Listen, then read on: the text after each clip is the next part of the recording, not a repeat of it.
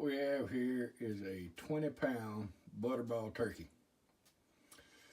I have made some brine. I made the brine as for the instructions from BBQ Pit Boys. It's their apple cider vinegar or apple cider brine. And I'm fixing to prepare this turkey and pour this brine over it. And I'll get back with you as soon as I do that.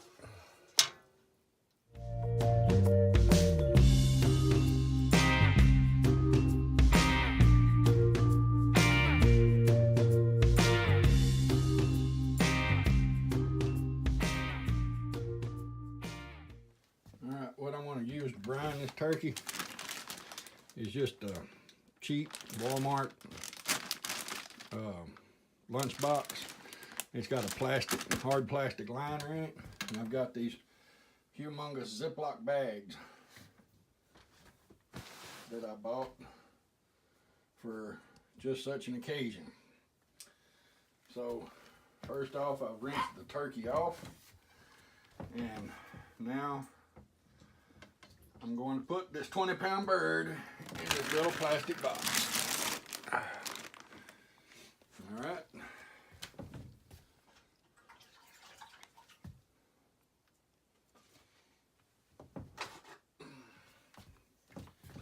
Now then.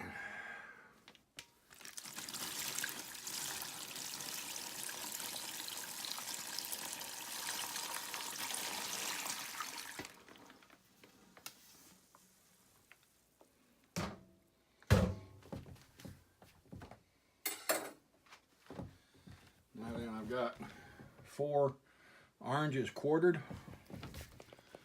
I'm going to squeeze them a little bit and just drop them down in there.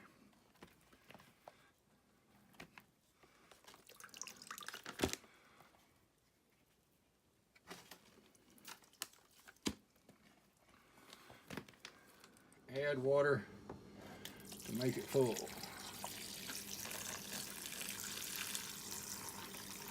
Up to a gallon.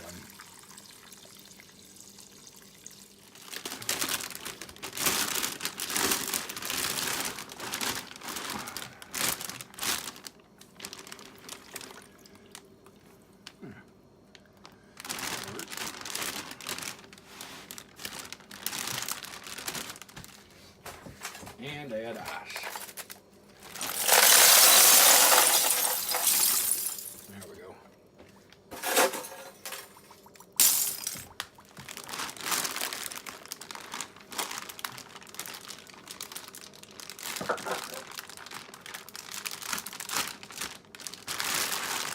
There we go.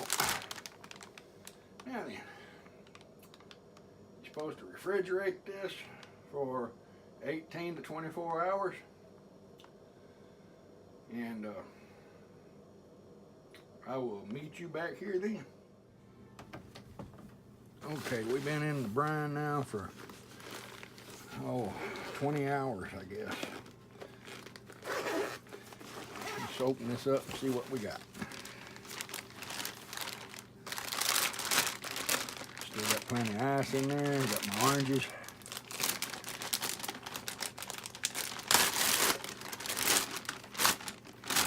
Alright, I'm going to pull this out and I'll get it set up on the stove and I'll bring you back. Alrighty, now then we're going to pat this dry. I'm following the basic instructions on the apple cider turkey found on the BBQ Pit Boys YouTube channel. It's a few years old, so you might have to search for it. I'll leave a link for it though. This is basically what I'm going to do. I found some, I wasn't sure exactly how I was going to follow it, but I think looking at this turkey and the way they did theirs, I think I can follow it pretty dang close. I'm going to rub the outside of this bird down with this Sang stir fry oil. It's got a garlic kind of flavor to it. I'm not going to put any seasoning on it. I'm just going to rub it down. Get that skin something to make a crust with. I'm not going to inject it. I just put it in that brine overnight, and we'll see what happens. All right, I'm gonna go get the grill prepped, and I'll bring y'all back as soon as I get that ready. All right, here I am out at the pit, and in an earlier experiment with putting wood in my briquettes and whatnot, trying to get some different amounts of smoky flavor, I tried some different stuff, and I just hadn't really been all that pleased with the amount of smoke content. The cooker works great. That's not an issue. It's just that I don't get a lot of smoke flavor with just Kingsford charcoal briquettes. I've tried using the lump, in the past, but I hadn't had a whole lot of successful continuous burns. I can get good temperature regulation and good strong hot burns with charcoal briquettes better than I can with the lump. So in other videos that I've seen recently, like from Baby Back Maniac or some of the ones that have the gravity fed smokers, they talk about, well, even in one of Baby Back Maniacs where he had Harry Sue on there, Harry Sue talked about in the Weber Smoky Mountain smokers putting wood chunks up underneath the charcoal grate. That way the embers will fall down and it'll it'll ignite. And so the gravity fed smokers are working the same way. So I thought, on this cook, it's an experiment. If I fail, I'll show it. If it works, great. If it don't, great. One way or the other, y'all will find out from me. So what I've done here is I've got several little oak limbs that I put in the ash pan itself. And what I'm going to do is light my charcoal, and hopefully the embers will drop down onto the oak and maybe get some better smoky flavor out of it that I've been missing not using my offset. I would take this grill over my offset any day due to the ease of the use of it and everything, but I'm really missing that smoky flavor that I got from my offset. So I just wanted to let y'all see what I've done with the bottom and the sticks, and I'm going to assemble this thing and light the fire. And when I put the drip pan in it, I'm going to put the brine in the drip pan from when I had the turkey in there overnight. That's what I'm going to use to put in my drip pan. And whenever everything comes up to temperature, I'll put it on there. And I'll get back with you as soon as I get ready to put that turkey on. Okay, got me a few hot coals lit in the bottom there. Got my wire rack in there. Got my pan lined with foil. I gotta go get my brine, put my brine in there. There's that with the brine in it.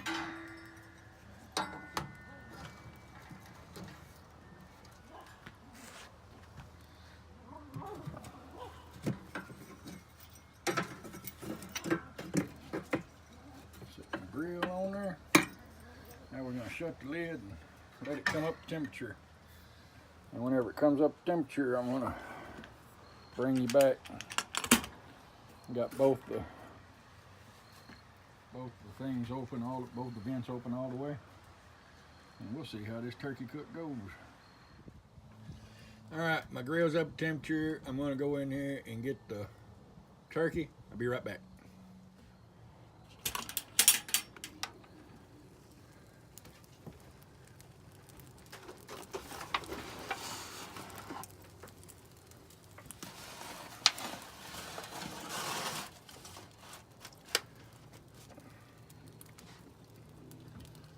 I'm going to put some Corona in here in the bottom of the pan. Give it a little extra flavor while it's steaming. And this pan is so big, I had to curl the edges of it up for the dome to shut on it. I'm gonna stick this probe up here in this breast meat. And then we're gonna cook it at 300 degrees till we get a good 165 in that breast meat. And then we'll look for 175 in the thighs and the dark meat. I'm gonna come back here in an hour or so, and then we'll baste it with the juices that are in that pan, and maybe add some more to the drip pan, some more of that brine to the drip pan. We'll see how it goes then. I'll check back with you in about an hour. All right, we're about an hour into this cook. Let's open it up and see where we're at.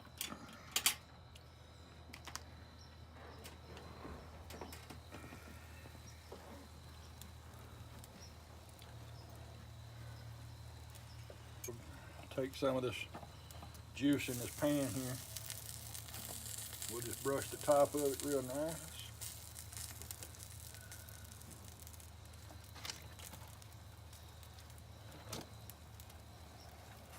Man, it's a fine looking turkey bird.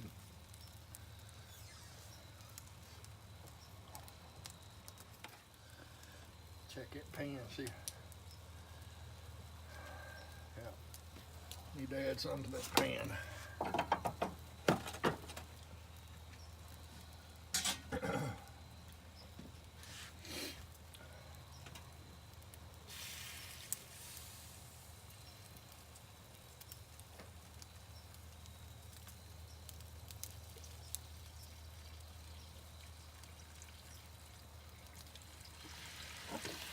Alrighty. That sounds like that's enough, huh? Alright, we'll close her up, come back another hour or so and see where we're at. Another half hour maybe. Okay, here we are, about 2 hours into the cook. We're gonna open it up and baste it a little bit more. Looks like the pan still has plenty in it down there.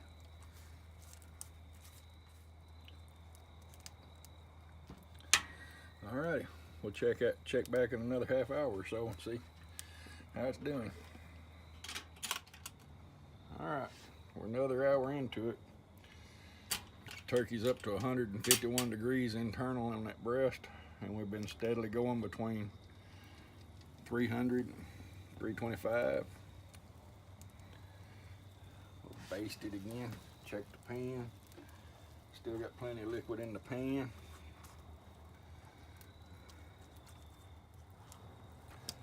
Alrighty.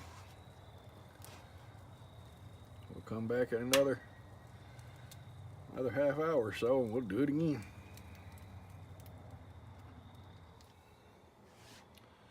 Alright, we're about 4 hours into it. And my breast temperature is up to 171. I just wanted to make sure this dark meat was done. So I'm going to use this probe here to go in that leg and that thigh. Looks like we're done. That said 181 there. Give this one last good brushing. Now we'll take it inside and tend it up a little bit, let it rest, and then we'll cut it and see what we got. I'm anxious to see what it is, because this is the first time I've ever cooked a bird this big. And it's taken about 4 hours at a 20 pound turkey. So I'll get this off the grill and I'll meet you back inside whenever I take the wrap off of it. Alrighty, it's been tinted and it has been resting for about 45 minutes. We're gonna slice this thing open and see what it does.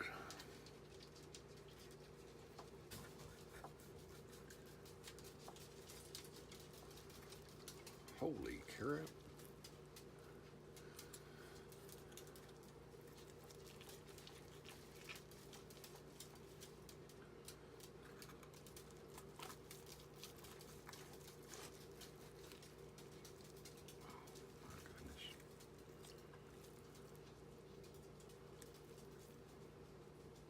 Get that.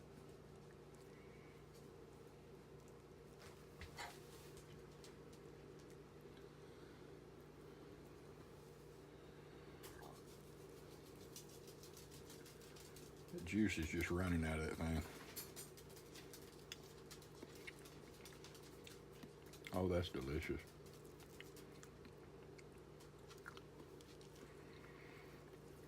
I wish y'all could see how juicy this thing is. Let me see if I can do that.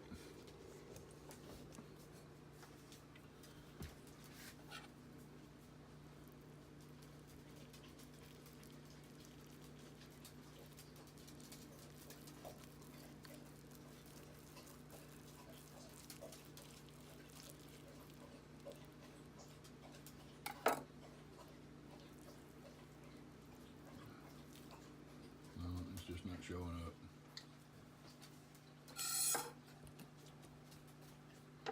That is some sure enough juicy turkey breast.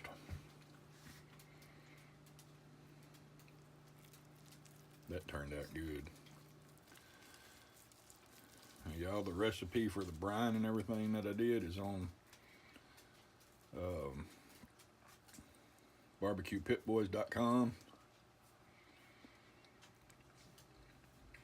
Oh, that's delicious. Oh, and wood down in the bottom of in the ash pan. I'm liking the way this turned out. I can taste the wood smoke in it, but before I really pass a good judgment on it, I think I'm gonna need to experiment a few more times before, you know, like maybe with some ribs or a brisket or something, just to make sure. But so far, this is delicious.